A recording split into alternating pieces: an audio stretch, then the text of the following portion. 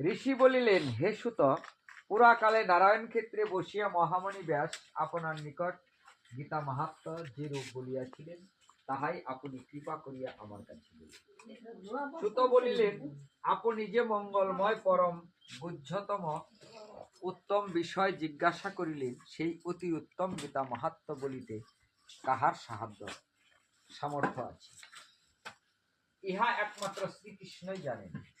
ইহা অর্জুন, ব্যাসদেব, সুখদেব, যাজ্ঞবল্ক্য ও মিথিলার রাজজনক ঋষিও